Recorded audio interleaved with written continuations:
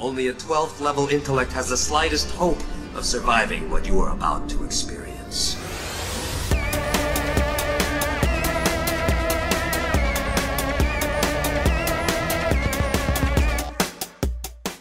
Do the can cap.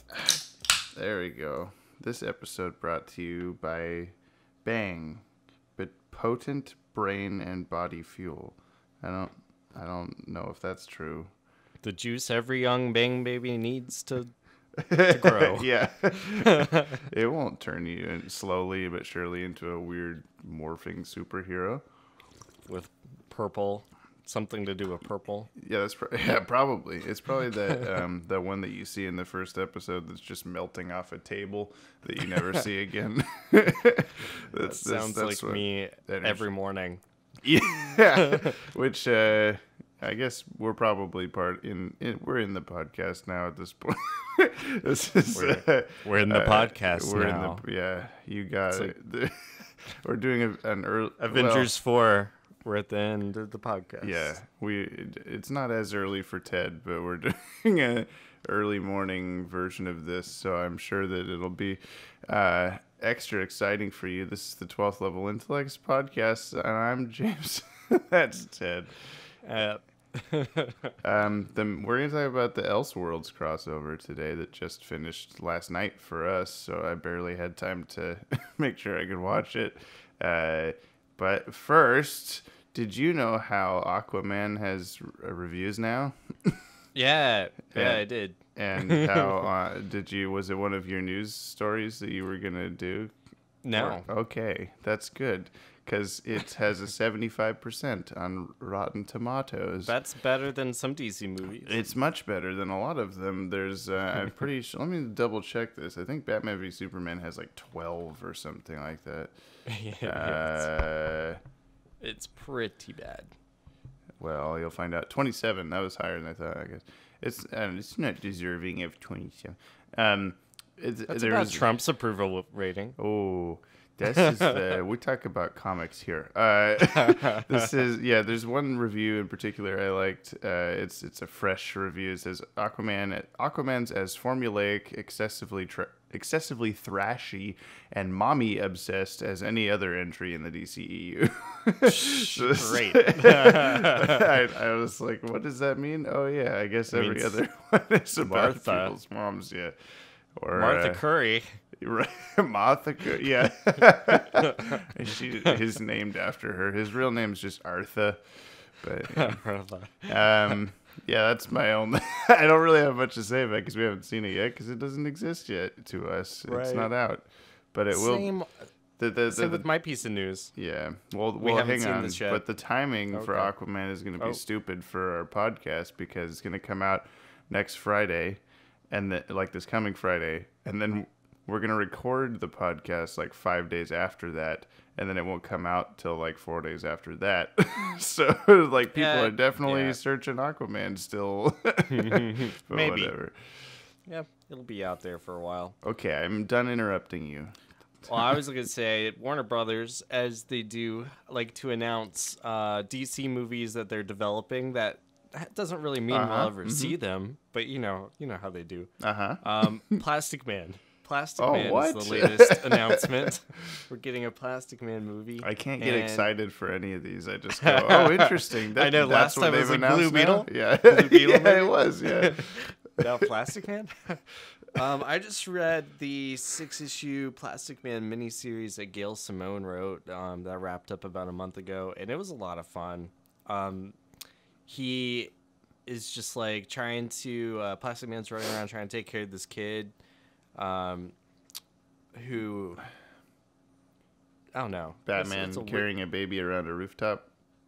In a way. But it was like this like street kid, like Jason Todd type, who had like a lot of gender issues going on. This kid didn't know if it was a girl or a boy, and I thought you said helping ginger it along the way. issues. Oh no, no! Well, I'm having a lot of problems with sunburns sort of red hair. And the freckles. cool part about the book, I mean, it was a good read in general. Gail Simone wrote Secret Six and stuff like that, but it had a group of villains called the Cabal that wasn't like the classic Cabal, like was it like Black Mass and like the I don't know. You know, I'm not familiar with the classic Kabbalah. Sounds like a type of sausage or something. It does, yeah. Kielbasa. Yeah, that's what I'm thinking of. But this group is like Kabbalah skillet, please. Dr. Psycho and Dr. Hugo Strange and Queen Bee and Amazo. Doctor. And Dirt. It sounds really exciting. Yeah. It was a weird group of villains. It was a cool book. Plastic Man, Gail Simone, read it maybe. Okay. Or go watch the movie that might not come out. I feel like there's just a guy sitting in an office at WB, and they're like, "We need ideas," and he just sits there and goes, "The Cabal, the classic Cabal." Yeah, well, he just throws a name out there. He just is like, the Dark Stars. And they're like, "Oh, sir, we got to start." Oh, and they'll just start going. Someone read Green Lantern #2.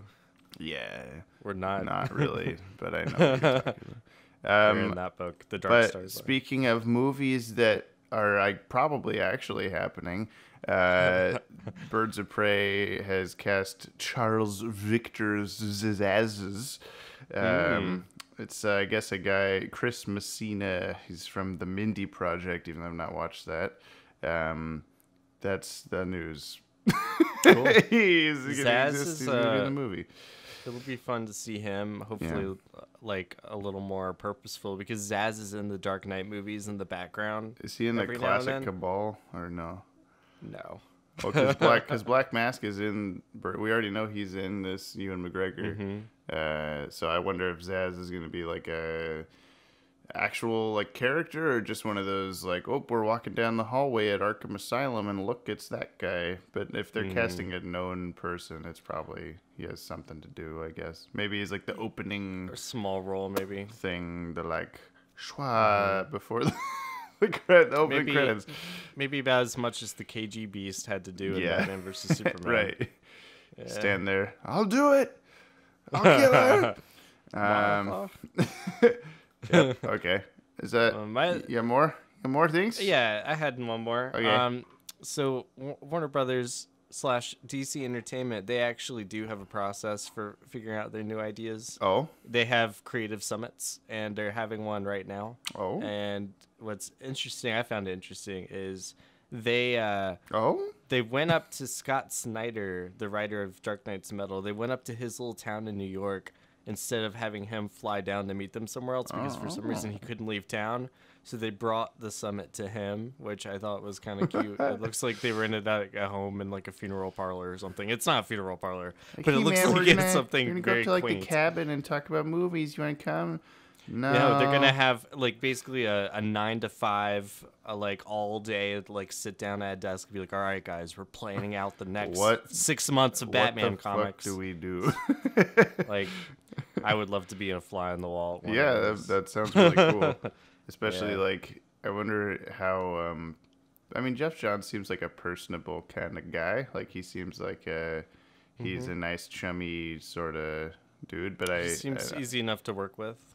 Yeah, like the people who've I would with hope them. that he would not be a. It was just, I wonder how much or at all any of this kind of stuff has like gone to his head as like, oh, I'm Jeff Johns. Like I got my name is so like I put my name on something, people will do like I don't know, but like if he sits in the room, he's had that sort of like, I guess they used to call it his Jeff Johns rebirth sort of stamp. Like, he could just take any character that DC has in their staple and just like there's that like Key and Peele Stan Lee sketch where he just comes in and pitches characters, and they're all really like they're all just terrible things like that no one would read about, and they're all like old man based and stuff. Like, I just wonder if Jeff Johns. Not that he does exactly that, but if they're just like, yeah, we got to have Jeff Johns in the meeting because if people hear we don't, they'll be mad. But if people hear we do, they'll be mad. So we got a C-list character we need to make cool again. Yep. Well, there's a bunch of C-list characters in the Elseworlds crossover. I don't know if we're ready to dive. That's a segue. A solid transition. Okay. So this was the 3-part crossover of the CW shows. They do it once a year. I think this is the first time that Legends is not part of it, or at least in like recent memory. Because I know they started out just doing like, oh, the Flash and Arrow will cross over, and then now that Supergirl's part of it, now we'll have them cross over. And now Legends, but Legends was not part of it this time. They were just there doing their own thing on their own show, which I'm not watching. I'm not watching any of these, to be clear.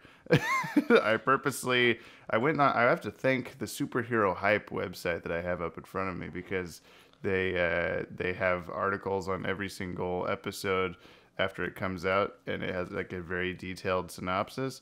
So I was just speed reading those for every episode of all 3 shows up until the crossover. That way I knew what was going on and got all of the like CW-esque romantic references throughout the crossover, because there's a lot of those as usual.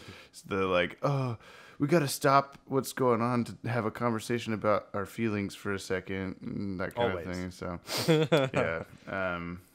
I was kind of the same boat. I'd skipped around to watch a few. My roommate has been watching the shows more than me, so every now and then I'll walk in and he's watching episode of Arrow, and I'll catch like part of it. But yeah, so you've had at least a little bit more of a idea, but yeah. But I still felt like I was able to dive into the crossover without really missing much important. Yeah, the only thing that stood out to me was the new Harrison Wells of this season seems really annoying.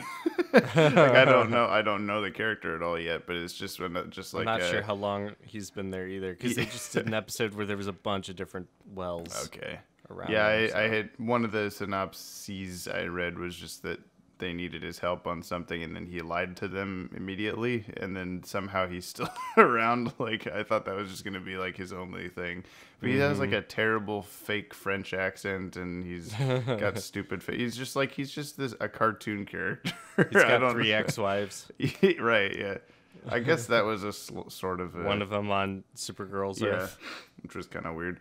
Okay, overall is good. There was the first, I think part 1 was my favorite in terms of like how well it was written. I think they did a really good job of just like they threw you right into, oh, Oliver Queen and Barry Allen have switched lives or whatever, and comedy ensues in the ways that you'd think it would, but some ways not. And like I don't know, there was just a lot of good like them making fun of each other's like stereotypes, like the show, their personalities. But there was some joke in particular. I think they're the like lightning rod with Barry. Yeah, that was kind of like, you really say that? That works? Like that's and the like. But then later the episode he does and it works. And yeah, but I just I like how Oliver's calling him out on like, I don't think you can go like 10 minutes without a emotional speech from your friends or whatever. Oh no, I remember what it was. My favorite one was the Oliver in Barry's body or whatever. Stephen Amell walks away from the Star Labs room, and then he turns around and all the people are just staring at him through the doorway. And he's like, "What? Well, we're following you into the hallway. We thought you needed a pep talk." Just like the exact, like this just happens every episode of The Flash. Yeah, so that's pretty good. I'm just glad to I've missed like 8 episodes of all 3 of these shows, but nothing has changed. It's the same show. Yeah. Stays classic. Yeah, I agree, and I enjoyed all the little references that they planted here leading up to. I mean, I'm just gonna jump to what we saw at the very, very end of Supergirl. It looks like we're gonna have a Crisis on Infinite Earths crossover I guess. in 2019. They're just which going is awesome. for it. There's no. They're going for it. Yeah. We always knew they would. Well, yeah. but now it's straight up, yeah. And so like the big bad guy here, his name's John Deegan, and he is this Arkham scientist who's been doing experiments with the multiverse theory and whatnot, and ends up getting the Book of Destiny from the Monitor. And it's like very much like by the end of the crossover, it looks like John Deegan has been physically transformed into what Dr. Destiny usually yeah, looks like I in the had comic to books. kind of research that to figure out what they were going for there, but it makes sense. Is John D. in Justice League. Yeah, he's definitely Dr. Destiny, no doubt. And I thought it was cool seeing the guy from Lost. It's the guy who plays Faraday in Lost. Okay, I knew I recognized it from something, but I was like, I don't care enough to look this up right now. But yeah. Yeah, he's a weird-looking guy, but yeah. He is, but it worked really well for this character. Just a mad, drunk scientist. Well, if we're skipping around and we're talking about this already, we're talking about the ending already. I couldn't hold it back. Yeah. It's exciting. Well, yeah. I have to. Well, let me look at while I'm saying this. I didn't expect. For some reason, so there was a psycho pirate at the end. He says his classic line from the Crisis worlds will die. Worlds will live, worlds will die. There's I thought earlier in the episode he showed up and he's like running down the staircase and he's like, oh, the inmates are running the asylum now or whatever, and puts his gold mask on, and I immediately thought that's the psycho pirate. But then when he's fighting people, he has like a candy cane baseball bat or something, and he like hits someone over the head with it, and I was like, oh, is this Sportsmaster? I guess it's Sportsmaster. That's a bad like mask for him. Why does he have a weird candy cane baseball bat? And then he didn't have that, and when he says that line, I was like, okay, no, it definitely is Psycho Pirate. Why do they have a candy cane baseball bat? When the third part ended on TV, Adam messaged me, oh shit, watch it all tonight. Oh shit. So I was like, oh, is like Batman gonna show up at the end? Is the Anti-Monitor gonna show up at the end? Like, is this something ridiculous? I think they name drop, or they don't name drop the Anti-Monitor, but I think they're basically talking about he's getting at. And but yeah, it was just the title reveal or whatever. I did like that Batwoman did not end up being part of the like changes. Like she's actually does exist. The only main change was the Green Arrow Flash swap cat doing things. Yeah, Blake. The Green Arrow Flash body. Okay, that joke was overused a little too much. The like, I don't know, is it Freaky Friday or like a Quantum Leap or something? It was funny the first couple times. They do it like 2 or 3. Yeah.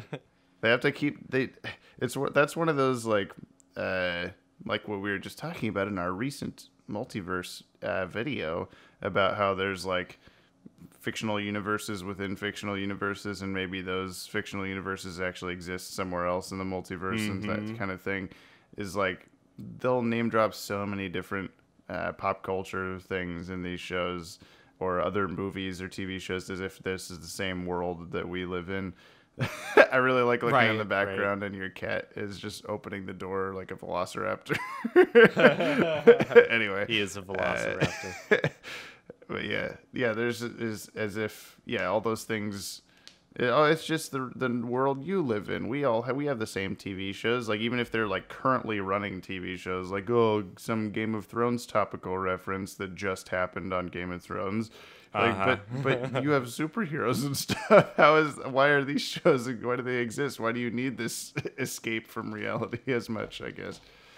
James, edit this part out because he had to throw a cat out of the room. All right, that should be the last time of that. So let's see. I'm gonna go through and make sure. I'm sure there's plenty of stuff I missed. There's some good jokes. Let's talk Batwoman. References. Yeah. Okay. All right. She appears at the end of episode 1, but then episode 2 is kind of like her main focus, which was the Arrow. Yeah, but she wasn't in it as much as I thought. I guess like they kind of pump it up to all the press and all the trailers and whatnot is like, oh my god, you gotta catch it. Batwoman's a big part of this, and she's in like 3/4 of one episode. Big part of it. I guess so. She was a bigger part than the 90s Flash because he was just barely in it also. Yeah, that's true. I don't know. I thought she was interesting. I have critiques. I didn't like her wig.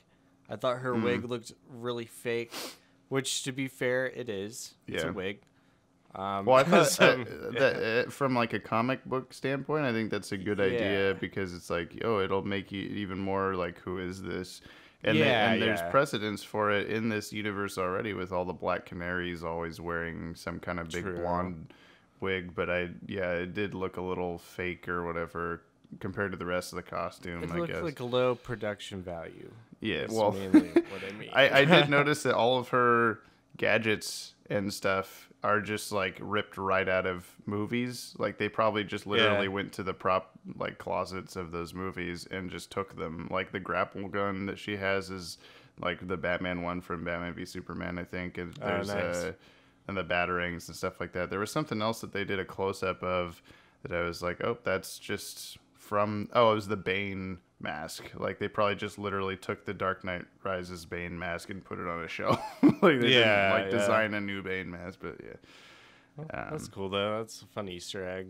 I did like seeing her. It was for some reason I think while I was watching, I was thinking that the whole crossover felt like what the Justice League movie like maybe should have felt like, or something like that a Justice League movie could feel like, because it was very like, I know these guys by now, and this is the first time that the crossover didn't feel just like a forced like, I don't know, the last crossover with the Earth X stuff, all the different plots of, I mean, maybe it's because I was watching all those shows, but all the different plots of the shows seemed to just screech to a halt so that they could do this, and then they all went back to their other shows. I think that happened here too. I guess so, but in a way. I mean, again, it's probably because I haven't been watching them, but I felt like there wasn't as big of a like. It didn't feel as just like, hang on, it's time for the crossover. Now you can go back. It just felt like this is like, this is the natural continuation of what's happening, and then now we can. But maybe I'm wrong. I'm probably wrong. I'm wrong. I mean, it's the kind of thing that's like, you can't plan for a multiversal crisis in your day-to-day superhero schedule. Right. Like when those happen, they happen. You drop everything. I got an infinite crisis on twice. It's on like how Thursday. Final Crisis, like in between issues 1 and 2 is technically when like the Rage of the Red Lantern stuff happens for like Hal Jordan. So it's like, this overlap. Yeah, well, which is what's happening to me right now, trying to read slowly but surely the Forever Evil stuff. Is like, read Forever Evil 1, and then read all of Forever Evil Blight, this giant book, and then read the rest of Forever Evil. Completists. Yeah. I liked how much Superman there was in this, because I felt like last crossover he had already been introduced and they didn't have him in there like at all. And I was like, why? He's Superman. You have him on. They kind of gave him a reason why. Yeah. And it's because he and Lois were off on Argos, like just kind of discovering the Kryptonian heritage. Yeah. Well, that was a part of last Supergirl season, was they found out that existed. I don't know if Superman in this current Supergirl season said he was gonna go there, or if they just said that, that's where I've been. I'm sure he probably did. I don't know either. I did like the introduction of Superman and Lois Lane's like scenes had the Save Me Smallville theme, because they're at that was fun. They're at this Smallville farm, which it didn't mean anything to me because I really have never watched that show, which I know is blasphemy or whatever. But yeah, man, you got to. I keep meaning like I want to check it out, but then like the longer that I wait to check out Smallville, the grosser it's gonna look when I watch it, because I have already seen like clips of him running and stuff, and it just looks terrible. But these shows are gonna look. They already look a little bad, but they're gonna look just as bad as Smallville looks now. 10 years from now. So, whatever. Amazo's in this. Which was cool. Amazo was cool. He was a lot more like the DCAU Amazo than classic sort Amazo. Of metal morphing. Yeah, he's kind of a goldish, like blank slate, a tabula rasa, if you will. And he did the thing where, like, when he copies powers, the little swoop on his chest shows what he's copying, which didn't make any sense because in this anyway, because he's just like, he looks at Killer Frost and then his chest goes like an icicle logo or something, and like, she doesn't even have that. Like, how do you know? Well, it's just like how in Batman vs Superman, Lex has all the superhero files with everyone's with logo. the logos, yeah. Some people are just good at making logos. Yeah, but scientists, that's what they spend most of their time doing, is coming up with superhero logos. We have this cool thing to research, but first we have to make its logo. Yeah. He was pretty easily defeated, and in a weird way. Like, there's some, like, I feel like that's a little bit he was held back by Superman, Supergirl, and Flash, while Arrow just hit him with something. Shoots him, yeah. But I feel like that's a little bit part of the I don't know if it's maybe the writers of these shows, like, you know, Bruce Timm talks about. Well, it sets up the end of the end of the crossover. That's how they defeat the Book of Destiny. Yeah, too. yeah. Hold him back and shoot it with an arrow. Right. Yeah, it's a metaphor. It's foreshadowing. No, the like Bruce Timm and peeps in his corner have talked about like it being tough when they started the Justice League show, like not being able to like handle like 7 different characters at once. Like, oh, what's this guy doing? What, like, he can't just be standing there and that kind of thing. I think sometimes that kind of falls by the wayside with these crossovers. Is like when they're about to grab a Mazo, their whole plan is like, okay, I'm gonna run real fast, and then when he runs real fast after me, you just gotta like punch him. And so, like, you see this slow-mo shot of Superman and Supergirl, like, walk up and get in, like, a ready stance. And then Amazo runs by, and only Supergirl, like, just lightly punches him. Like, why did you need Superman there? He just stood there to look cool and watch you do it, I guess. Like, just use him. I don't know. I guess it's not to, it's to not take attention off her. Yeah. Yeah. The drawing that the Oliver sketches is by Jim Lee, I think. The like look what the monitor looks like picture. Oh yeah. That was kind of cool. Which I guess just means that Oliver Queen's really good at drawing. I don't know if that's canonical to this. Like, if that's been explored. Does that also before. mean that Oliver Queen is DC Entertainment's publisher? Yeah, he's this universe's Jim Lee. They also switch so. bodies, yeah. And Jim Lee's the Flash in that case. Yeah. Whoa. Also Amazo was like an acronym, like in DCAU. It wasn't like or maybe that's also always a thing. I don't really know. It's I don't a thing know things. sometimes. It's a thing. What else can we say about this? I guess Batman does exist and has existed like this whole time. Could talk about him a little bit. Yeah. And it's like the Batwoman show is in the Arrow universe. It's just Oliver Queen's like, we don't talk about Gotham City. We just don't go here. It's right. I guess she is getting her own show and whatever.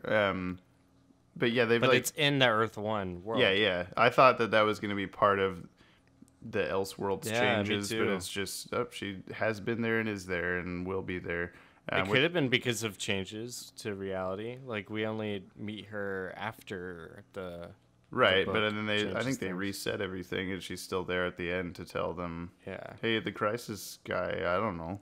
But that's the thing that DC does. It's like, you change it all back, but you keep the stuff that you like. Yeah, I guess that's a good point. Yeah. So who knows if she was actually always there? But then they do name drop Gotham a few times. I think, and Bruce Wayne has been mentioned. Maybe. But at least like in Supergirl. Why would John D. Gann be like, oh, I know, I'll switch the Flash and Green Arrow. That'll be funny. Oh, also Batwoman. Like, I don't know. His whole little plan at the start is there's no reason to do any of it. He just felt like it's probably in his book. Yeah. The Monitors have a very unhealthy fascination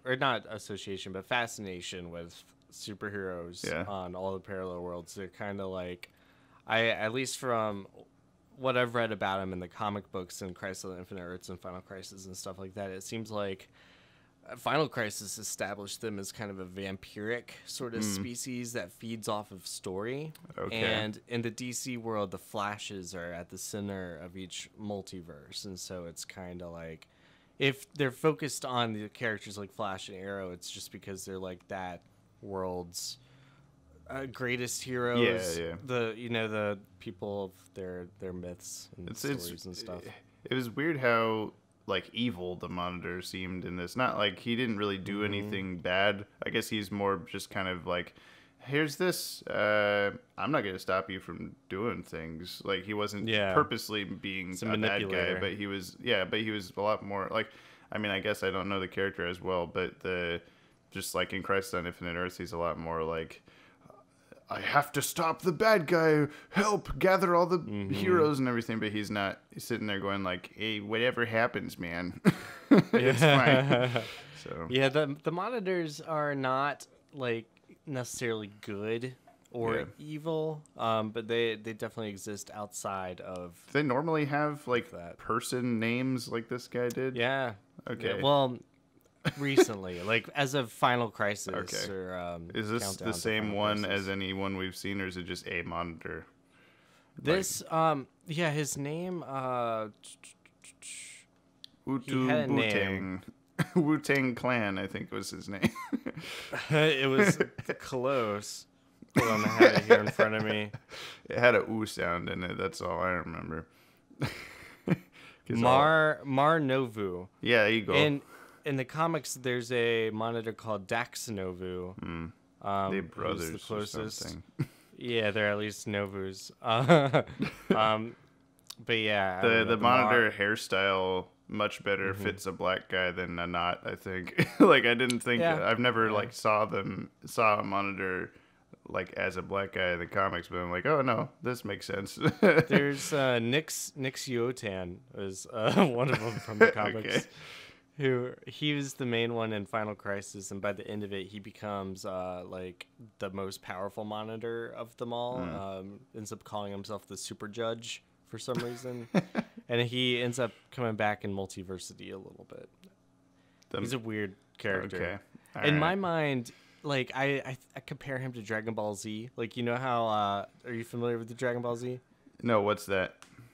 It's that thing with Goku and Super Saiyans and I don't know. No, there's a character in that called Majin Buu, and maybe some of our listeners will know.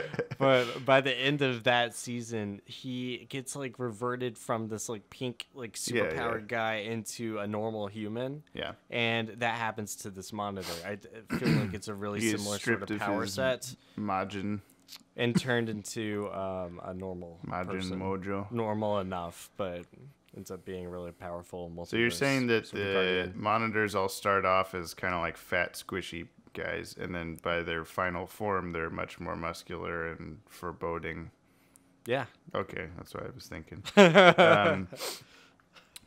I thought it was weird, or it was cool in the Arkham Asylum scene that you see all the like recognizable names on the doors, but then when they open, it's just all generic inmates. You don't really ever see the Riddler and all those people that they show, Cobblepot. But I guess they probably only had the rights to show the names, maybe, or something. I'm not really sure. With Gotham I think it's and anything goes. Maybe shows at this point. Yeah. But I liked there was like a Pamela Isley door with vines growing on it and stuff like that. Like John Deegan's office is just like one door down from all the supervillain cells. Yeah. Like, it's like, oh, it's just put him right here in the dirty, dank hallway. Not if that he kind keeps of it up, he'll be here soon enough too. Yeah, pretty much. Convert his office into another cell. He was basically like a what's the Lockup? character? No, I was trying. There's like a weird, gangly Arkham scientist. Maybe I'm just thinking of Jeremiah Arkham. I don't know, but he's not like a weird, ill-intended man. I don't think. But there was also they got Scarecrow, Fear Gas, and they saw the what that character should see, not what that person should see. Like Oliver Queen, quote unquote, saw. The Reverse Flash. Yeah, no. I mean, like, okay, the character of the Green Arrow saw, what the fuck is his name? Malcolm Merlyn, but that was like Barry in the Green Arrow body. So why didn't he see Reverse Flash? Like, because he was Arrow in that world. Yeah, the fear gas. His mind is Barry. but his body is Arrow. I guess so. It was just weird. That's the mind thing, though. The fear gas is supposed to be a, hey, what's your But it's not fear? it's not his brain though. His brain still has all of Arrow's memories. I don't know the rules, man. But it was still kind of cool. It didn't last as long as it could have. Like, it could have been a cool sequence, and then just like Batwoman's like, stop it, and they just, oh, okay, whoops. Oh, well, my bad. Oh, yeah. I didn't realize we were fighting each other. Oh. And Batwoman was also, she had a very, in a good way, just a very Batman-ish, like standoffish personality. Like, don't be around me. But then when they're all leaving, Supergirl's like, I felt we could probably be a pretty good team. World's finest. But like they didn't really interact at all. I mean, they did when they were out of costume, and I guess she knows who she is, but still. They're just not ready for another crossover between those two shows. Yeah, probably. They should just do that separate from whatever thing, the Crisis thing. Yeah. Awesome. The Flash, the original Flash, his costume, I think I've read that they just literally grabbed the 90s Flash costume from whatever closet it was sitting in instead of remaking it. But It looks like velvety and like moldy. I don't know. Like maybe it's been in like a bad closet. Yeah, it's like been in a wet, the last 20 really years. Wet, balled up corner. Mothballs and stuff. That's why he wasn't in it very much, because like this thing smells so bad. Can I not be in this, please? What was I eating 20 years ago? Yeah, this smelled bad when I wore it in 1991. Can I not do it? Yep. I'm surprised it fit him. Maybe they did remake it. I don't know. Superman has like a black costume. I assume that was probably a kind of a smack at the Zack Snyder stuff of like, yeah, hey, look what you should have done or something. But just showing like fans go crazy when Superman's in a black costume. Yeah. Except that he was just meant to be normal Superman. It was kind of more like a Brave New Metropolis-ish thing where he's just happens to have a black costume. Like, it wasn't a literal, like, he died and he can't, because he was just Dr. Destiny dude as Superman. Impersonating him. Yeah. Which isn't the first time Destiny has impersonated a superhero before. Sure. He impersonated he did it in his first Skeletor appearance. He impersonated the Green Lantern when he first appeared in the JLA book. Oh, speaking of Green Lantern, did you catch that little like, oh, John, you're like when the Flash comes through the portal, the 90s Flash, and he's like, John, nice to see you, to Diggle. Oh, like, you're not wearing your ring. What's going on? That's right. He did say that. Which people I'm sure is a Diggle is John Stewart in the 90s Earth. Yeah. Weird. Yeah, why is your last name not Stewart? Yeah, well, there's been all that, like, people have been wanting Diggle to become Green Lantern for several seasons by now. So that's just probably because he's a black man. Yeah, and his name's John. Yeah. And he was he was in like a military background. Yeah. I don't know, but I'm sure that's probably why they did that, just to make everyone go, oh, which I did, so it worked. I could see him being the Green Lantern. That'd be kind of cool, actually. Yeah, because I don't know. It's probably not necessary. He's kind of become a boring character to me, but it would make him cool when he reappears in the future, though, because it's like, oh, okay, now Green Lantern's here. Right? Yeah. He could be. Yeah, he could. Well, I think they're doing that right now in Arrow, where they're jumping. They used to do all the flashbacks to him on the island. Now they're doing like flash forwards to his son grown up in the future, and he's like training with Roy Harper and stuff, or he's doing something with Roy Harper, like old Roy Harper. Hey, Harper. Maybe they'll do a Green Lantern. That would be cool. They probably won't.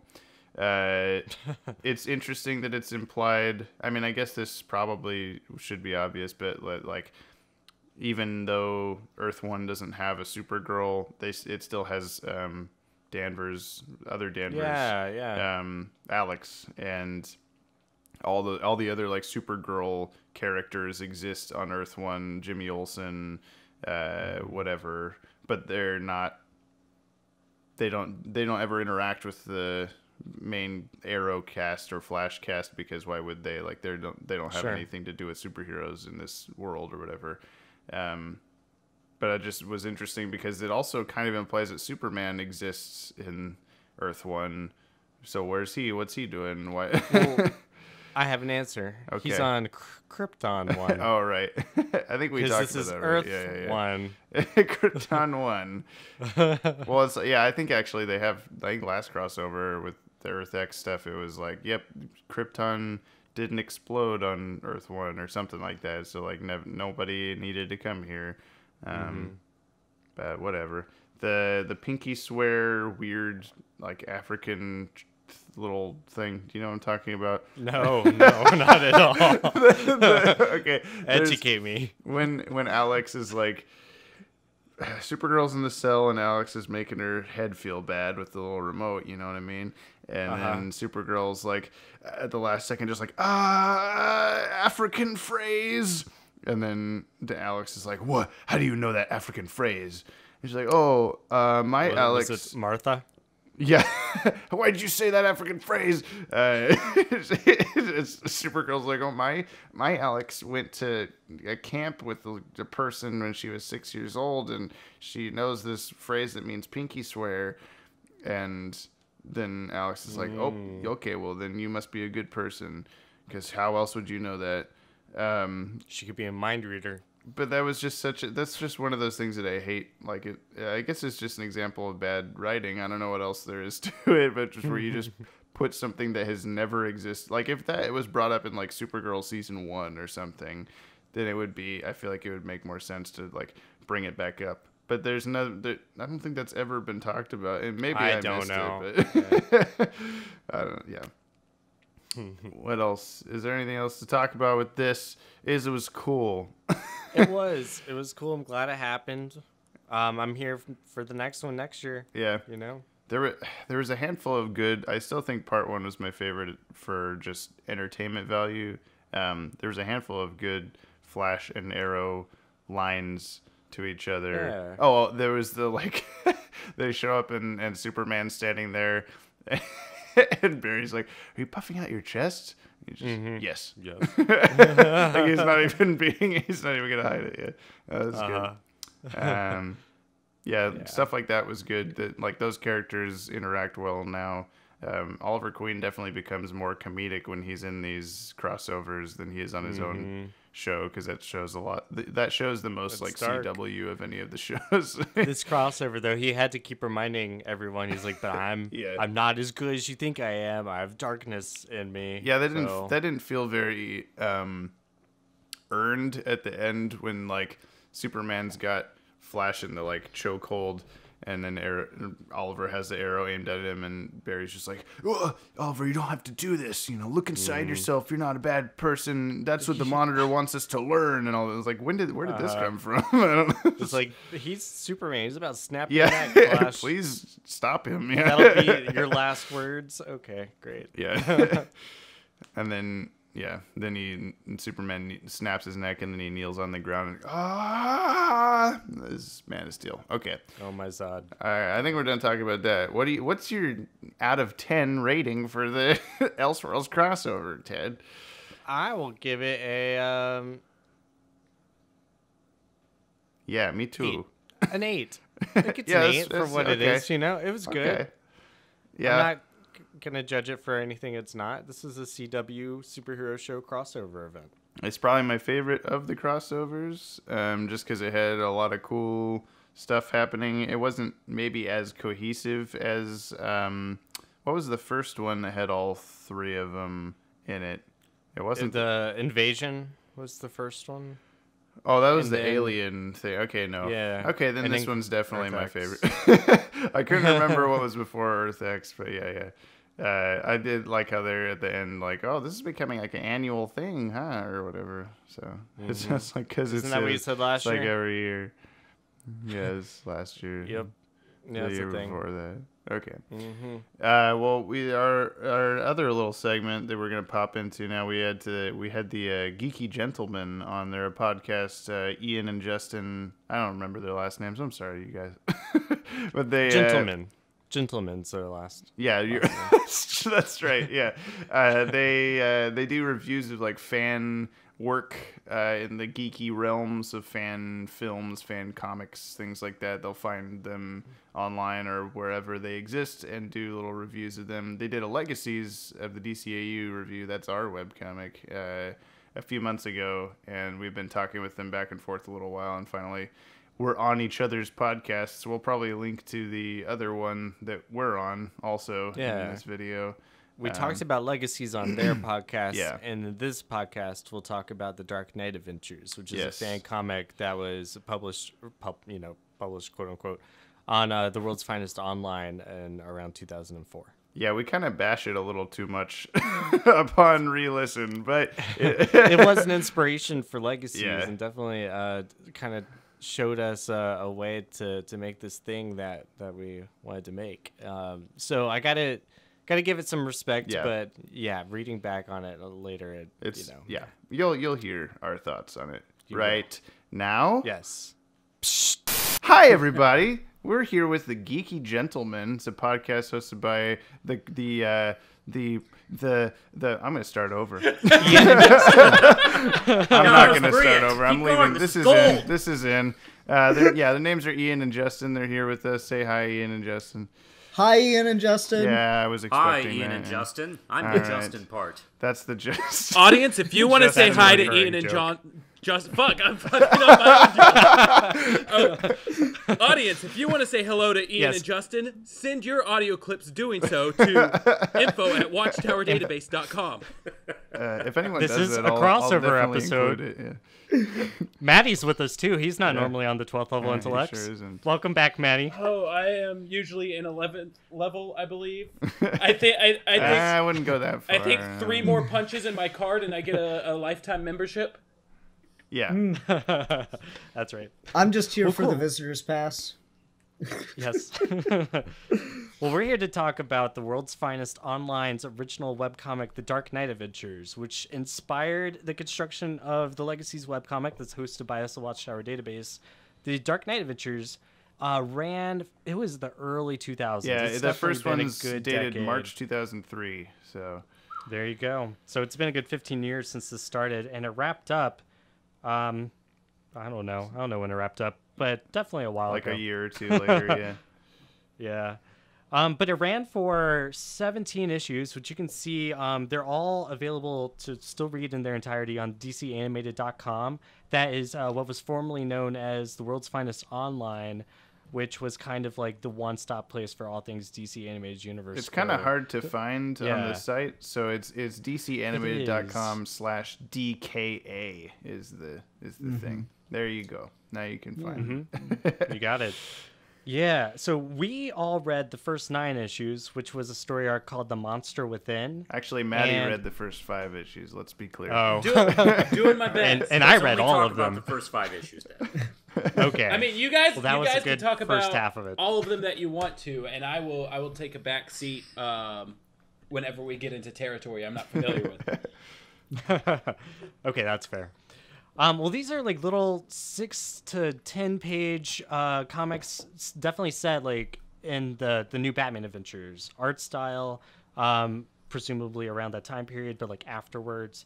The further the series goes, not in the first 9 issues, but the further it goes, Batman does transition into his Justice League appearance. But I think that's because the Justice League show was coming out, and it was already out, I guess, in 2003. Yeah. But they made the switch to kind of bring the story into that continuity, or into that, year. We get what you're saying. We understand. Yeah. Yeah. I'm just, mind if I kick in real quick and just say the reason Justin and I are here is because on Geeky Gentlemen we do fan project reviews, and so this is part of a crossover we're doing with you guys. See, I'm going to do it at the beginning of the video. Ooh, yeah, good choice. Perfect. We're doing this as a crossover. So we do fan project reviews every week on Geeky Gentlemen, and because we did an interview with you guys on Legacies, we wanted to do something on your channel, and it sounded like a fun idea to give people kind of a preview of what we do. So that's if anyone's wondering why these two jokers are here. So that being said, now that I've directed people over to Geeky Gentlemen, yeah, please stop listening to this. No, it is time for me to completely alienate your audience. All right, that's really disgusting, there you Ian. go. That's like people telling. That's like me telling people they should really check out my channel, The Real Manos. Gross. James, drop the links in the comments or in the description. That'd be awful. Yeah. But I'm gonna like immediately lose all credibility and completely alienate your audience. So, DK Adventures, World's Finest Fan Comic, whatever we're gonna call this thing. It is very, very much reminiscent of what it's trying to be a fan comic of, which is to say Batman the Animated Series and New Batman Adventures. The things that I don't like, so it's very authentic to that. Sorry. Hey, it's okay. No, like it's one of those things. Like I read this and I nearly fell asleep. So it was just like watching a bunch of Batman the Animated Series, the show everyone loves that I like. Yeah, I guess it's good, but I'm literally bored to falling asleep by this. So I thought that was just really funny that it worked out that way. Well, I'm sorry, Jim Harvey, that I directed you to listen to this. Well, he didn't work on the comic. He just hosted No, I kind of get what you mean though. 'Cause, like when it was coming out, Justice League was on the air. I think it was it wasn't Justice League Unlimited yet. That was 2004. But the Justice League show was a lot brighter and more fun and more like, oh, look at all these colorful characters and classic comics villains and stuff. And while this story is not, necessarily supposed to be that same kind of thing, it's deliberately set in that same world. And I do remember as a 12-year-old reading these, that it was hard to follow along at that age, especially with, it's all very brown and the art style is close to the shows, but like you could tell they weren't necessarily going for trying to copy it, kind of like we do with Legacies, but more of just a like, oh, we have this artist to do this issue and we have this artist to do this issue and stuff like that, which is like a fine approach. Like there's nothing wrong with it. It's just like kind of, how am I supposed to feel about this comic? And then how do I end up feeling about this comic? And I liked it overall. I don't think I ever actually finished it because at some point I got just kind of tired of keeping up with it, which I'm sure people do with Legacies also. As to your point with I think it's worth saying. I'll let Ted go. Oh, I was just going to quickly say it changed writers. There was one writer who started it for probably the first 3 or 4 issues, and then I think it was through part 5, and then they dropped off the face of the earth, got too busy with something else. So the other artists involved in this comic were like, well, we've already started the story. We got to finish it now. So I don't know anything like about the lore of this comic, whether the original writer, whether she gave the rest of the team her notes or what happened, but they did finish it eventually. And I was going to jump in and say, as to James' point with the art, it definitely doesn't match one for one with the cartoons, but it does kind of remind me of Burkett's work on the more recent Batman and Harley Quinn prequel. So it's got that going for it. It's similar enough to something that has been released in the official DCAU canon. Mm-hmm. But it's not quite on with the show, and that's fine because it's a fan thing. It's a labor of love, and they gotta work with the tools they have. You know what, the art style, since we're talking about the art style, when I was into the first few issues, I understood that it was taking place in the WB years on the Batman series, and they were trying to kind of emulate Bruce Timm style, but what really struck out to me was it reminded me, because like a couple of issues in, I was like, who's this art style remind me of? And not Bruce Timm's, but it reminded me of John McCrae's art style. And John McCrae is the co-creator of Hitman with Garth Ennis. Mm-hmm. And boy, it's after gritty. Like 5... Yeah, it's grittier. It kind of almost fits with Bruce Timm's style. If you look at some of John McCrae's work, but it's like it is grittier and intentionally uglier and kind of messier, and it's like I'm looking them up. I can see what you mean. Yeah. It almost felt, and also with the storyline, which was very brutal and really like hammering down our characters. It almost did feel a little bit like Garth Ennis in that respect, but not to the point where Garth Ennis injects a lot of humor, and it almost feels more like the Hitman take on this universe. I'd read that book. The covers, especially, I think they used they would get like a different person to do it every time, which we also kind of try to do. And there were a couple times where they had like a contest on the website for doing just number 4. I thought there was at least one more, but I know number 4 for sure because it stands out as like, oh, that looks almost exactly like something out of the show. And I've looked before at like who did that. We need to get them to do a Legacies cover, but I have no idea. It's like hard to track down stuff that old at this point. But. That number 4 is definitely a rip of what was a cover in Gotham Adventures. I can't think of what issue it was. I'm trying to look it up right now, but it's like I think it's got Batman like throwing his cape and cowl over the edge of the. Yeah. That's okay. That one was Phantom Stranger. Yeah, I was gonna say that. I think that was the Phantom Stranger one that we were talking about over on the interview. Yep. Nice. Yeah, and then there's another artist later, named Roman, who did. I guess his first cover was number 8, maybe, but he has a lot more of a cartoony sort of style.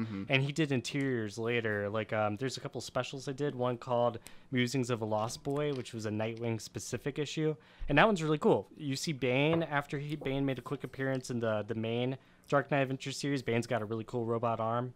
I recommend checking that one out. You can read it on your own. It's they really give Nightwing a overarching. They give him a lot of attention. I thought it was interesting what they did with Nightwing, and because usually Nightwing, Dick Grayson's shown to be the more moderate voice, the one that's like he's into the whole crime fighting thing, but he's not committed to it and obsessive about it the way Bruce is, until stuff starts to go really wrong with him, and then he can take like when he goes dark, he goes way dark. I'm reminded of this reminded me of Joker's Last Laugh, which was a comic book series where the Joker was like thought he was dying, and so he decides to literally burn the whole world down. And instead of getting Batman to kill him, he decides it'll be a better idea to get Dick Grayson to kill him, and he succeeds because he pushes Dick's buttons just the right way. And this reminded me of that. Like Dick's usually so, haha, I'm fun, I'm the jokey one, until you hurt Barbara, and then all of a sudden he's just completely over the edge. So. It's one of those things over where Hurt Barbara over the edge. Yeah. It's one of those things where, like, if I were a huge Dick Grayson fan, it might bother me, but like, I kind of like that direction of the character that, like, he's been raised by Bruce, so he can't help but pick up some of his foster parents' bad habits.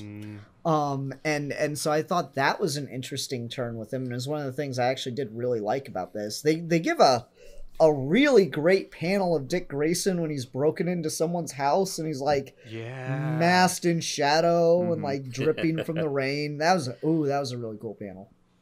I thought it was really interesting that they chose to focus so much on Nightwing, because that's one of the things I didn't expect in the series. I expect it was a Batman one, so I expected at least a good portion of it to be dedicated towards him. And you're right. I mean, it definitely goes down that road, and it only seems fitting because he did become less of a main player when they went to WB and disappeared completely when they went to Justice League. So it only seems fitting that they would, kind of pick up a little bit with him. Of course, I was reminded, of course, they did that exchange where, like, oh no, you become like him, where he's like threatening someone in front of their family. Right. Although I think it was Lucius Fox, which might have been a little above board. I didn't like that either. I didn't buy that. I think that was out of character too. I do too. Like, they hadn't really pushed him. I mean, his Bat family had been in danger lots of times before, so it didn't really seem that unique where he would like hang a friend over the roof of a building in front of his family. And like I don't really mind pushing. Ian, remember that time I held you over the roof in front of your family? Yeah. See, like I'm weird. I was really mad that day. Yeah, I don't mind the idea that he would be pushed to the point to do that. I don't buy the justification they give to get him there. You know, correct. Like it, and like he gives a reason for it that feels really half baked, which is like people can't know that I'm connected to Batman. I'm like that. Nightwing is just across the board, every comic. It's not just this fan comic. Nightwing is so inconsistent with how much people know about him. Sometimes he's just a completely different vigilante. Sometimes people know that he was the first Robin. It's all over the place. I find that kind of hilarious. And I think Lucius Fox does know that Bruce is Batman. Or at least in my mind, I think he does. He's so integrated into Wayne Enterprise. How does he not? Like, he definitely does in the Christopher Nolan movies. Oh, yeah. Of course. Well, we'll have to, touch on that in Legacies. The something that I think is interesting about this comic is that while with Legacies, we purposely adhere, like, really strictly to continuity most of the time, Maddie, from the shows. This one, like, it kind of does that, but it basically just is loose enough to where you don't know really when it's taking place in the like grander timeline. It just kind of is. Like, this could take place during Justice League or after Justice League or right before Justice. Like, you don't really know. But then they do stuff like cripple Barbara Gordon, and she kind of becomes Oracle, but not really. Like, they end up putting her in the dreaded yellow bat suit eventually. They do, yeah. And and they have an issue with the Teen Titans from the Teen Titans cartoon, like as if they were grown up and same age as Nightwing kind of thing, where it's just kind of like it's looser. But I kind of almost like that. It's almost refreshing from. I don't know why I like it, but it's because when we were reading Legacies, like I really obviously, and I'm sure many other people when they read it, like how we're referencing this thing and we're calling back to this thing, we're bringing back this character, blah blah blah blah. But then with this, it's like it's its own little world. I don't have to think too hard about the rest of the DCAU.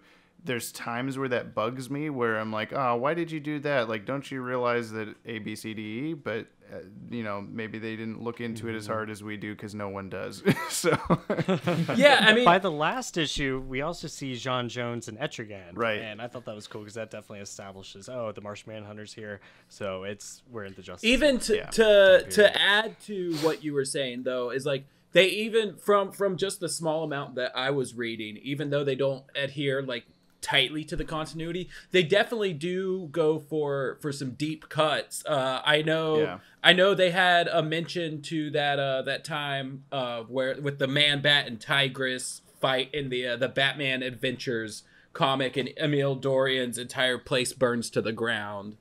Which is pretty like unknown to most people, or like not remembered very well. So yeah. It is just cool to see the way that it all kind of like comes together and works out. But I gotta be honest, there were things about this that I really liked, but the overall story, I didn't know the background on it, that like they changed writers, but in retrospect that makes so much sense to me because like it just starts to lose itself and meander around, and then like by the time you get to issue 9, it's been Bruce Wayne telling the story the whole time, which just felt like what? Well, it's like when Ted and I, we talked on your guys' show about how Ted and I, spent years on like crafting a episode guide essentially for the comic before even starting on it, like producing the actual issues. And I don't know the story behind that sort of thing with this comic, but it comes off as more of like, oh man, we should make a Batman DCAU comic. Oh yeah, that would be so cool. Let's start right now. And then they like kind of know where they're going, and then they go like, oh, what do we do now? And they just keep going as long as they wanted to and stopped. And that's not like that's necessarily a problem, but it's kind of like when I started a comic way before Legacies that was just me, and I felt like, I'd like to make a Justice League comic, and I started drawing, and it was like 2 pages long, I think, or maybe 3 like total that I got into it, and it was like the Watchtower's on fire, and Batman's like crawling his way toward. There's like a time machine that they have in the trophy room or something. He's all like, "I gotta go back. I gotta stop this before it ever happens." And he like Back gets to in the there. past, Yeah. Samurai Jack. Yes, exactly. 50 years have passed, and so but then it just ended with like. I never continued it or finished it because I had no idea where I was going. I just knew like, oh, this is dramatic. I should draw this now. And how ironic that that's the plot of issue 1 of Legacies. Yeah, it's all Basically. it's all connected. But yeah, there's kind of how I do like this comic. Like, it's not like I hate it or anything. I just think that kind of how it comes off is that they didn't necessarily know how long they were going to do it, where they were going, and except for the first couple of issues, and then people are reading this, so what do we do now?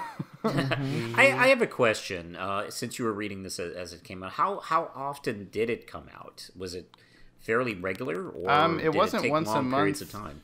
Well, I'm on the archive right now. The first one came out in March 2003, and then April 2003. So that's the next month. But then the next one was June, then October, then January. So it's semi-spaced. Well, you skip down to 2005, and you get to October 2005, and the next one took until April 2007 to finish. That's true. That was a pretty long gap, too. Yeah, the final issue took 2 years. Yeah. Well, that's actually not bad if you compare it to like an indie comic. Or to like Legacies of the DCAU. Yeah, shut up. Shots fired. This is why you really have us on, is to just bash it. The Dark Knight. It's too much fun. Dark Knight Adventures didn't finish with issue number 17. Trojan horse. They didn't even finish with their final issue, though. They did this final issue, but then they transitioned into what's on this website. It's called Batman Beyond Stripped. And that ended up being more like your typical newspaper funny pages comic strips, where it's really just like 2 rows of panels. You might have like 5 panels total. And so they started doing these like just stripped down, really short installments set in the Batman Beyond timeline, except they did carry on from this monster within established story. So all the stuff that Bruce dealing with the ramifications of being this monster, all the stuff at the end of number 17, he makes a deal really to help Barbara, and by doing this deal he's kind of damned himself, like literally with a demon that comes back to haunt him by the time of Batman Beyond, and ends up like taking Terry McGinnis's soul, and it's really complicated, but like still a really interesting concept. It kind of falls apart near the last couple issues. They just have to like find a way to wrap it up, but ends up bringing in the Spectre, Deadman, some really cool characters like that. So I think Morgan it's worth Le a read. Fay. Yeah. Galatea, like they go into JLU stuff. It's pretty cool. And Nightwing. And Nightwing's there in Batman Beyond time before they brought him in the 2.0 series. But I have to say, like, this is the first time I ever read it was to prepare for this video. Right. And so I binged it, all at once. And the pacing, I have 2 minds of this comic. First off, I really respect the hell out of it as to, what they were able to put together. And also, I think, obviously it influenced you guys. And I know it's most likely influenced others to, take pen to paper or pen to computer screen, however it works now. And it's paper. Fucking drawing on your screen. Digital paper. And there's some clear pacing problems where just reading this, I just get the feeling that they didn't really outline where they were heading. Because you can see some twists that feel like, they weren't really planned twists. They kind of came about. However, with that said, there are some really ambitious storytelling and ideas here and there. I like the fact that they use they use what's her name, Maggie, let's see, or Leslie Tompkins. Leslie Tompkins, thank you. Maggie. They use Maggie's Alfred's girlfriend. They use Leslie Tompkins. Yeah, you're getting confused. Who I'm a Leslie Alfred shipper though. Yes. Poor her. I remember when that show came out. Side note was they were like making a big deal, like, oh yeah, Alfred has a girlfriend now, and she appears in one episode. Yeah, Maggie. But anyway, like it's kind of nice seeing Leslie Tompkins have such a part for a while, because she was kind of forgotten over time. Like she became less and less constant in the series. So in the comics too. Yeah, that's true. She started to appear more in the comics, I think, because of the series. And in both cases, she eventually dropped off again, off the face of the earth. We'll see her again, I guess, sooner or later. But I'm sure she's been in some contemporary stuff recently. Like I want to say like maybe Batman Eternal or some like recent comics like that. I could be wrong. Batman Eternal had everybody appear at least once. They did. That's why I cite that. That's a safe guess. But yeah, I have to admire. There's some things I really admire about it. Like every once in a while, where I felt like, oh boy, this is a drag reading. Something else would kind of pop up and be interesting, like the Joker reveal, where like he and Harley have decided to become Batman and Robin. Yeah. Okay. So like, which was I rather started humorous. I started out kind of talking a little shit about Batman the Animated Series, and like, it's nothing wrong with it. It's me. It's not the show. That's the line you say to spare people's feelings. But like, so I really like the show The Batman though. The 2004 series, and the best episode of that show is called The Laughing Bat, where Joker decides to start running around dressed up as Batman. And so that has given me just like a fetish for Joker dressed up like Batman, and anytime I see it, I automatically love it. You don't have to. You know, I think they did a Joker dressed up as Batman. JLU comic. Well, no. Yes. Well, there was that, comic. but there was a tie-in book to the Nolan verse that I'm pretty sure has Joker dressed up as the Batman. So you might want to track that down to tickle that fetish. Yeah, definitely. No, like anytime I see that shit, I'm totally on board with it. Even though the JLU comic is written by Grace Randolph, and I kind of don't like her. I also kind of don't like her. What I found interesting, was that the one that was what I found complaining about Harley Quinn? Is that who we're talking about? Yeah, complaining about Bruce Timm all the time, and she has way too much eyeshadow on. Yeah, and really annoying. Let's not make fun of someone's makeup. Internet beef. I wear too much makeup too. It's okay. Yeah. It's just one of those things, like seeing that show up in this fan comic was fun too. I was like, oh yay, one of my favorite things, Joker in a Batman costume. Like guys, I did a cosplay of that at one point. It's the best thing ever. Nice. What I found interesting about that little moment was occasionally, every once in a while, we'll see the Joker's reaction to Batman being dead. Like there's a J.M. Demetrius story called Going Sane, where he thinks he killed Batman and he just becomes normal. And then of course we saw like the Man Who Killed Batman episode. Oh, great! Right.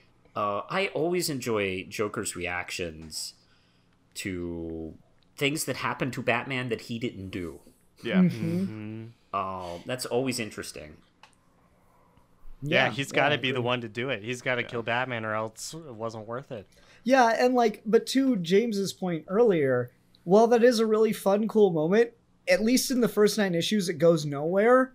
It just feels like, oh, hey, here's a cool idea, and yeah, it's a really cool idea. Okay, it barely comes back. It doesn't go anywhere though. Yeah. It's like glanced on. Like I think there's one issue later. It might be like number 9 where it's back as like a 3-page backup story that's all black and white. Like they didn't even bother to color it. Okay. So, but yeah, they do tie up that loose end at some point. There's on the subject of we keep bringing up how like not knowing where they're going and stuff, but it makes me think like when it first started coming out and we were reading it, it's always been weird to me that it just starts off in such an obscure, like out of left field weird Bruce Wayne is a spliced like demon monster. Like you don't expect that to be what the fuck a Batman story. With? Yeah, like I don't remember some Chupacabra or something. I can't remember. Yeah, but he's like I don't either. I just remember thinking that like that was my first reaction to it is just like, what is this? Why start this way? And that's why it's like part of why we were talking about Legacies before on your guys' podcast, is that like, we spent so long trying to figure out how to start the comic in the best way possible, because we didn't want to, that's the first thing people are going to read and get them hooked into it. And I felt like whenever this happened, it's like, that's part of why I stopped reading it eventually, was I wasn't interested in seeing a big, hairy Sasquatch Bruce Wayne anymore. Like, I didn't understand why that was the thing. They kind of explain eventually, why and how and all that stuff, but it was still if that was an episode of the show, it might be compelling because you don't know, you don't know it's Batman. You just some crazy weird monster, but they reveal, I think by like the end of the first issue, that it's Bruce Wayne. So it's not like, at least Barbara. Well, like that's the thing though. It's not like I guess they make you wait until issue 9 before you finally get the full explanation. Right. It's not even really the end of the story arc. And then issue 9 has like 9 issues worth of exposition in it. You couldn't have peppered that in crazy. Throughout the series. It's like an episode of Lost, or like a season of Lost, where like it just keeps. Don't talk trash on Lost. Well, like there's nothing wrong with it. It's an effective use for drama and audience engagement. But like, at the end of every issue, there's like a new mystery revealed, but no answers until like the end of the season almost. And it's like, well, that's just wholly unsatisfying. Correct. And I think one of my problems with the pacing, in that it is taking place in the universe of the DCAU Batman, but it doesn't really follow through with a lot of the storytelling styles that the shows would use, because like you just mentioned, there's tons of expedition dumps in here, to the point where some would be difficult to read. Like, oh man, I gotta read another one, and the DCAU shows would often kind of sort of show instead of tell, and that would also kind of extend to some of the comics based on those shows, would also kind of play in that kind of storytelling styles, which sometimes made this a little bit difficult to read in that regard. And I do think the story goes on, I don't know, maybe 3 issues longer than it needs to, really. Yeah. And we're 72 issues of the Batman Beyond stripped. Which you haven't looked at yet, but that carries on the story. Well, it's also like, what was... did they have an idea for like, quote unquote, the point of the comic? Like, was there our point of Legacies? I keep comparing them. It's easy to compare them, I guess, especially. Well, I mean, especially if one's kind of not directly, but if one's informed by the other, it's hard not to. Yeah. And DCAnimated.com plugs Legacies on their front page. Like they love us too. So Yeah, I mean. And not after this. No, I'm just saying, like, we're okay. We have a goal to tell the missing stories between JLU and Batman Beyond, and then this is technically like one of them in their minds, like the creators. But like, why? What does this add to the universe? What does it connect to other things? And I still like, I have to keep coming back to, I do still enjoy this comic to an extent. I just think that like it was a little bit misguided sometimes, I guess, is what we're kind of taking away from it, I guess. So it's a big spoiler, but in number 10 they even killed Terry McGinnis, and that is like not deserved at all. They didn't earn it. They introduced him in number 10. They kill him off at the end of the issue. Yeah. And it's just like, why did you do that? They kill him off in like the worst way too. You should read it. Read number 10 and you can see something. I was definitely trying to play catch up with that. Oh, I'm sorry. Go on. So something that confused me, because like I said, I only read the first couple of issues. I'm actually like on the call trying to catch up and read the rest of them. But so early on, there was like a Mr. Freeze's head appeared for a couple. Did that ever pay off? I'm trying to. Nope. He was in the Batcave for some reason. It was like maybe they assumed he was like one of his Batcave trophies. Yeah, I was hoping that wasn't his actual head. I think it. Well, he says because something. That means, I think, but because that means they kidnapped him and held him. Yeah. This like is mine now. Which we bring him in Legacies. Like, it's still kidnapping, even if it's just a head. It doesn't matter. Right. No, that's head napping that you're thinking of. It's a completely different crime. Believe me, I'm well versed on this. I've had many a court date. The Futurama Museum has some explaining to do. Yeah. Oh man. But I think it's worth a read just to see what could have been. Yeah. They also have some prose stuff on here. There's something called The Lost Chapters that was more or less just like a Barbara Gordon Supergirl team up thing, but they never wrote it as a comic. It was all just like prose fan fiction, which is interesting too if you're into that thing. That's another like associated thing. Yeah, I definitely think that there wasn't a planned outcome for this because, a couple of a couple of the changes in the plot, really does. God, I was starting to think about the Amazing Spider-Man with the reveal on the Hobgoblin, which I don't know if you know that story. But for a good long while, the writer had been building up this mystery of who the Hobgoblin was in the 80s Spider-Man comics. And the writer eventually quit before the reveal happened. This storyline was going on for a couple of years and building up. And he was very obviously building up to a character. And he had quit.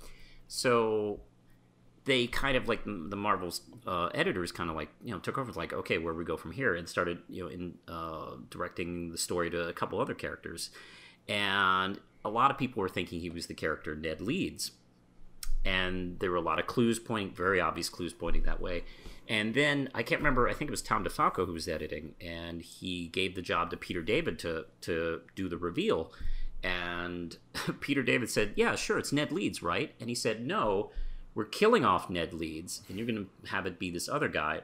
And he goes, no, it has to be Ned Leeds. And he gives all these explanations that they've been building for the last couple of years. And he tells Peter David, he tells Peter sound. I live in a city. Anyway, he tells Peter David, "Oh no, we killed Ned Leeds. That just came out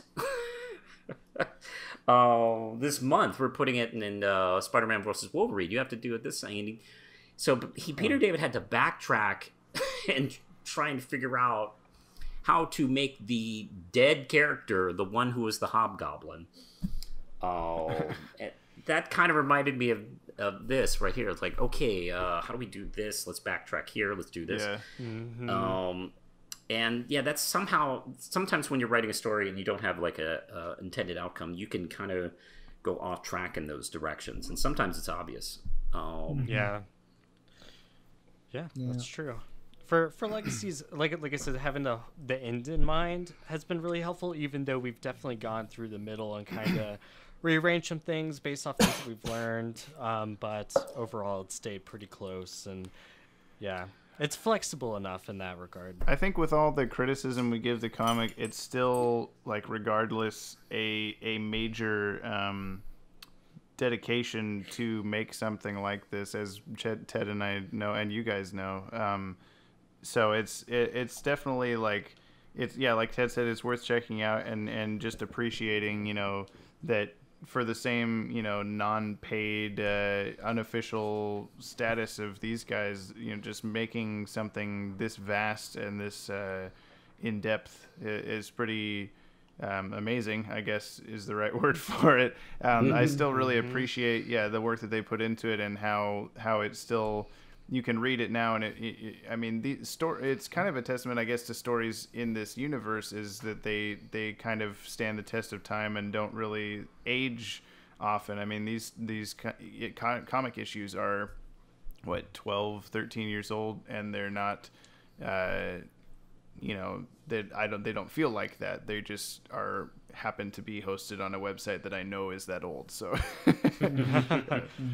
which is I do think it's really cool that this website is hosting these, even all these years later too. Mm-hmm. I think that's a really neat thing for like a website with official ties to do.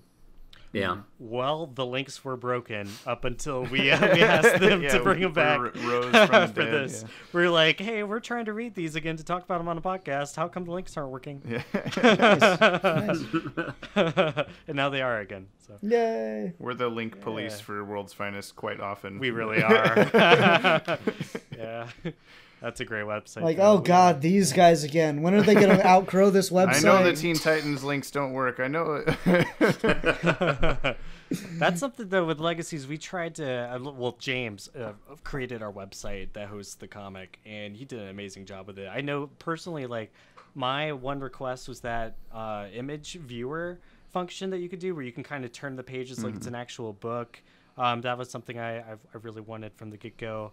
But then a couple of our readers couldn't read that over a certain browser, their phone or something, so we ended up providing CBR download files and like just an image scroll. You can just scroll through the whole issue. That is something on this website. And I mean, it's from the early 2000s, so I'm not expecting much. But God, clicking next page every time. It's painful. Yeah. God help you when you're ready to go back to the beginning. I'm lucky I just had the link to like the archive page. Yeah. And so I just started like closing the tab and opening that link back up again. Yeah, well, it's like going back. It is. I'm glad to hear you say that. I had that trouble too. It is funny to think about how, I'm looking at the cover for the first page of issue 1 right now, and I can scroll down to the point where I can see the entire thing on my computer screen. And at the time, it was like the entire width of your computer was taken up by the width of that page, and it's like such a small JPEG by today's standards that I'm constantly thinking about that with the Legacies site. Is like, okay, at one point am I gonna have to go back and be like, oh, nobody has 1080 size screens anymore. Now it's all 12K, and I gotta upgrade everything. But yeah, it'll sort itself out. Oh. Well, Maddie, thanks for joining us. I'm sitting here trying to read. I just got up to the one you guys said wasn't colored. Yeah. Oh, nice. Yeah, I told you. Well, yeah. Well, it's been fun. I guess it's a natural conclusion. Yeah. I had a great time talking about it with you guys. It was a lot of fun to be on here. Thanks a lot. It's not often that there's two different DCAU fan comics of caliber and to talk about on separate podcasts. That's not really a thing that exists. So I'm glad it is now. It is. Yeah. Nice. Awesome. That was a Geeky Gentlemen. We're the 12th Level Intellects. Yes. Thanks to you guys for being on here and for letting us be on your show. No, it was a joy. Thank you. I'm really happy to be here, and thank you for coming on our show too. This was definitely a crossover. Mm-hmm. Yeah, it has been a fun time. I was expecting Maddie to say the BoJack line, but that's okay. What is this, a crossover episode? Thank you. There you go. Someone's got to say it. Then the answer would be just yes. Yeah. Yes, it is. What else was it? Yeah. Erica, cool. Where have you been? We're back. Great. You right before I bwop. Whatever. Okay. I think I've decided for comic relief stuff, I'm going to include like things that I've watched, like movies, TV shows, whatever, instead of because I do a lot more of that than I do reading things, and I am struggling to always come up with some sort of comic or something that I read, but instead I will talk about something I watched. Gotta read more. I don't know if you want to go first because you probably actually read something. But well, I can't talk about Doomsday Clock number 8. No, you can't. It's in the mail. You haven't read it. What a surprise! James is behind on Doomsday Clock. Yep. Instead, I could talk about Justice League Drowned Earth, which is crossover. I'm also gonna read that. But you can talk. You can talk about that. It's not as important to me. I've got 2 other options. I always have to come prepared with options for you here. I can spoil things for the audience. I just can't spoil things for you. Yeah, we don't care about people listening to this. Well, I'll keep it real short because I do want to glance on Doomsday Clock and Drowned Earth. And just well, say we that also have both... a couple little letter things. So yeah, let's get to it. I'll keep it. I'll do a short one. So they're both really good reads. Drowned Earth kind of sets up Aquaman in like a new status quo that's a little more closer to Jason Momoa's portrayal. In a way, they give him some tattoos and sort of reevaluate his relationship with Atlantis and all this stuff. And it was a really good read. It was really epic. was a cool Justice League book. Like, I think I enjoyed it a lot more than I expected to. There were a lot of cameo appearances from other superheroes, and the ones that were featured in the story made sense, and they did some Wait, I cool wasn't things listening. with Is them. this Heroes in Crisis? No, this is Drowned Earth. Oh, well, okay. Yeah. So overall, yeah, good stuff. Black Manta is really fun in this. The Legion of Doom is in this a good bit too. It is a Justice League crossover. It spins out of those. Yeah, I read part 1. Because I Nice. think it was like it's because it's spread out over different titles right now, right? Well, it was like a Justice League / Aquaman Drowned Earth special #1, and then Aquaman / Justice League Drowned Earth special Okay. #2 with like 2 issues. Of Yeah, Justice that's League right. It's between. like you There gotta was a read few, Aquaman like- Justice League 1, but then you gotta read Justice League Aquaman 1 or something. And Aquaman, the main Aquaman book is sort of tying into it, but I think you can skip those issues. Yeah. Anyway, the other stuff I read, Doomsday Clock #8, obviously is out. I can't talk about it too much, but just say like You it's really liked a it. really amazing book. Yeah. A lot of geopolitical stuff going on that kind of mirrors events of our real world politics that I thought was really interesting. Again, this is a superhero podcast It is where we only talk but about superheroes. I get political sometimes. It happens. But yeah, this is. I mean, it's a really good Superman book. Yeah, Like quite Superman often Ted is the goes main on character. tirades about his thoughts on the current government and all this. Stop and me. I just Try to stop me. I edit it out every time. That's not true. No, I barely It's edit its way in. Well, anyway, read that book. We'll talk about it next time. Okay. And I'll just quickly. So Shazam #1 came out by Jeff Johns, and I want to say that was pretty cool. This is a book that had been in the works for years. After he and Gary Frank had done the Shazam backup comics with like around the time Forever Evil. And now that they're making a movie, they're like, yeah, dude, make the thing. Yeah, I think it just took them I think it did get delayed for the movie, but it also just took them a little while to get like the batch of issues under their belt. Like while like Rebirth was changing, continuity up a little bit every now and then. So there was Jeff Johns. It just seemed like he had a bit much on his plate. A lot of the Shazam movie plot looks like it's right out of New 52 Shazam origin. Yeah. So. Yeah, and this is a continuation from that. How long of a gap has there been between? Has there been a Shazam comic yet in New 52 been maybe era? 4 years. Okay. No, not since. And like that Shazam origin comic that you're thinking of, that was a backup in the Justice League book. Oh, okay. Yeah. So it was. He didn't. Has he not had his own title yet? Then in this. No. Okay. So it's been like this is the first 7 one. years, or 8 years. I think it's been more like 4 or 5. But yeah. Okay. Yeah. But still. When's the last time he was Captain Marvel? Like he's not called that, right? It was right before Flashpoint, and then Flashpoint happens, and he's Captain Thunder during Flashpoint. Oh right, yeah, in the other world, yeah. And then Timeline he's or whatever. Yeah, Shazam from there. Which may not be a timeline. Maybe it's a Earth because Doom or what button? Flashpoint Batman appeared at the end of Batman #60. For some reason, Thomas Wayne Flashpoint Batman's still around doing stuff. So I wasn't going to talk about that book, but and Brave and the Bold Batman and the Batman and Adam West Batman and Batman and Robin. I've been doing that so much lately. Maddie's just gone off on like. He can't help himself looking up all the Ninja Turtles and driven Scooby-Doo yourselves crazy. Yeah, well, he's like diving into like Ghostbusters universes. Yeah, he's becoming that. We'll find him slumped against a wall with his eyes burning out.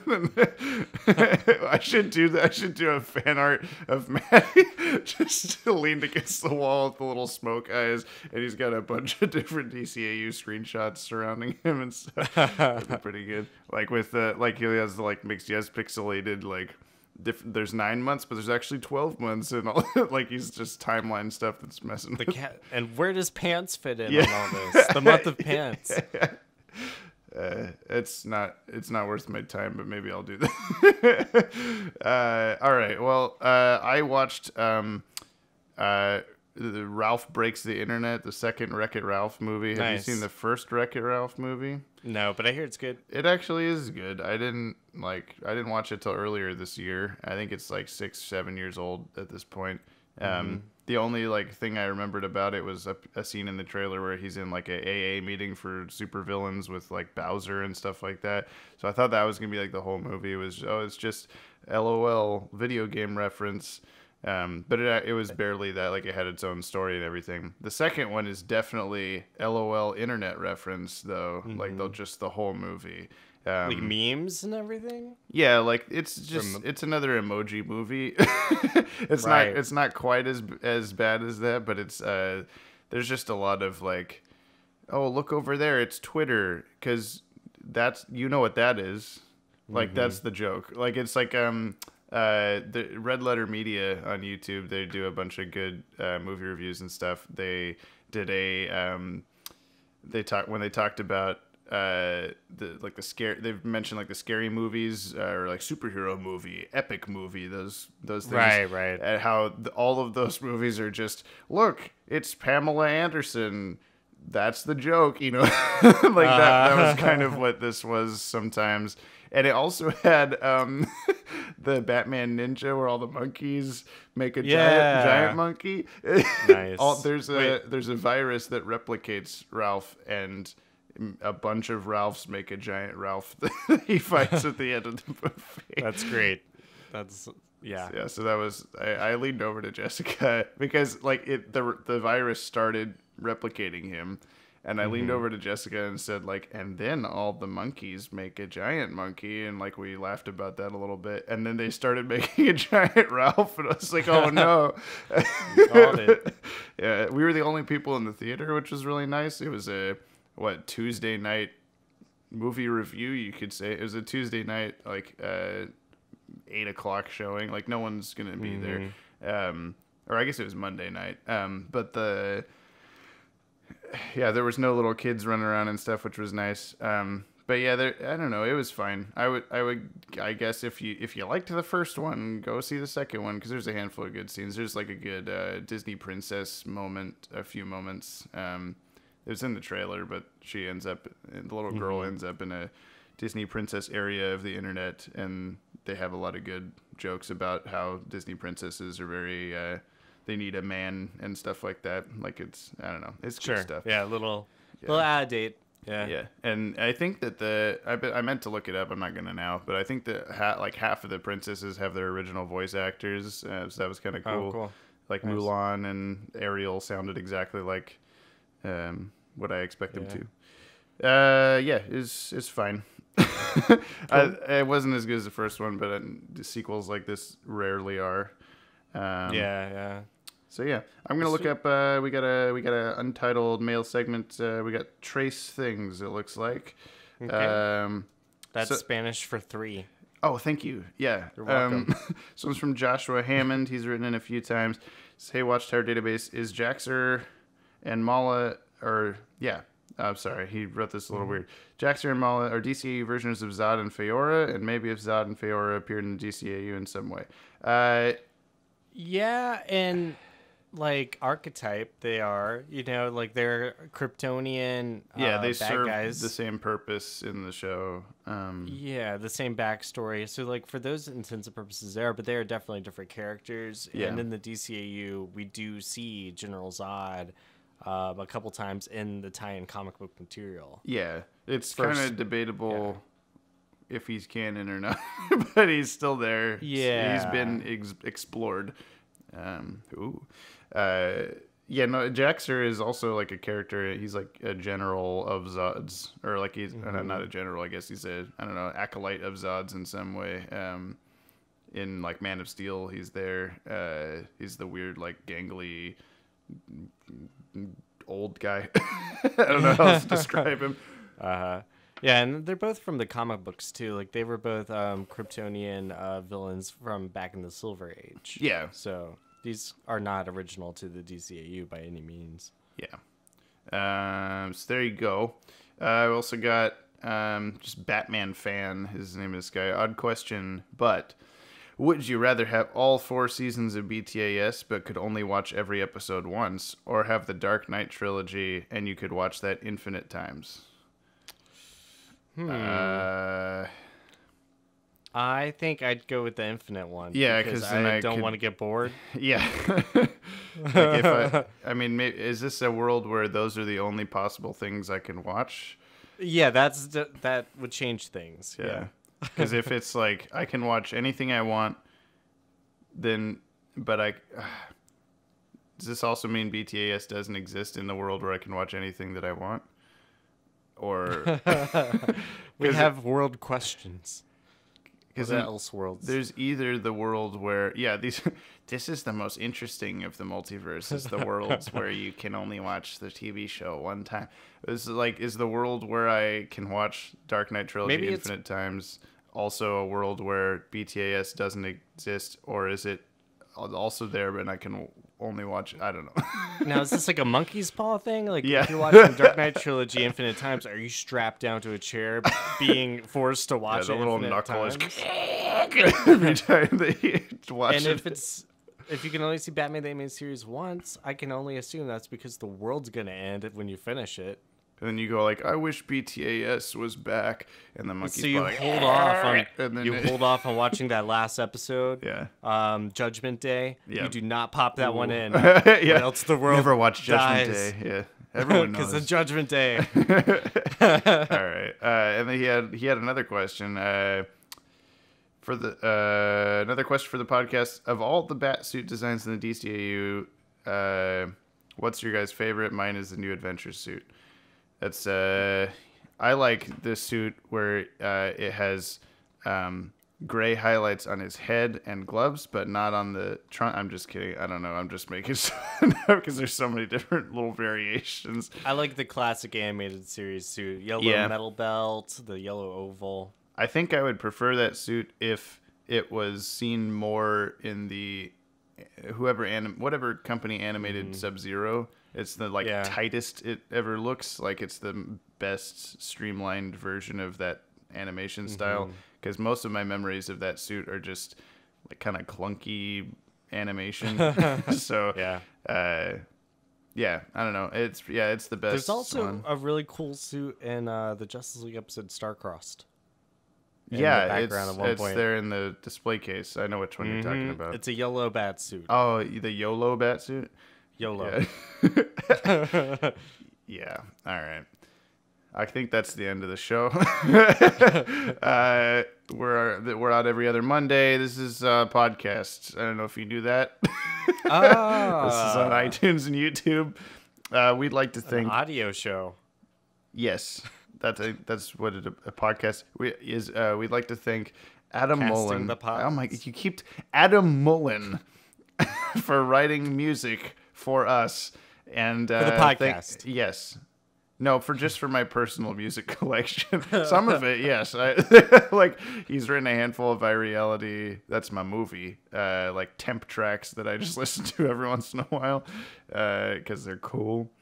And also thanks to the Geeky Gentlemen again for coming on and for having us on their show. Ian and Justin Gentlemen. Yes. Again, we'll link to their episode somewhere in the description for. If you're listening to this, you look in the description, it's not there. It's only because we posted these episodes on the exact same day, and I'll update it as soon as it is up. And then we'll probably share it other places too, social media, which is at DCAU Watchtower, by the way. Nice. That's how nice you can transition. Thank you. I'm getting good at those, man. At DCAU Watchtower, that was it? Yeah. That's and it's info at watchtowerdatabase.com. Yeah, if you wanted to... if you want to email us, you can also go to watchtowerdatabase.com to listen to this podcast. But why would you? Why would you do that? Why would you say that? It's a great little website, man. It's got videos, there. It's got podcasts, it's got comics. We're also on patreon.com/DCAU Watchtower. If this guy would stop interrupting everything I'm saying so that people can hear Maybe important if we had more Patreon money, I wouldn't have to. Right. I think that's pretty much all the important stuff I need to say. We got videos out on the channel Sunday, Thursday, Monday, Tuesday until further notice. And YOLO. Yeah. YOLO. You entertain ladies like, oh wow. I don't know what you said there at the end of that. Was the word yellow. Spelled out. God. All right, bye.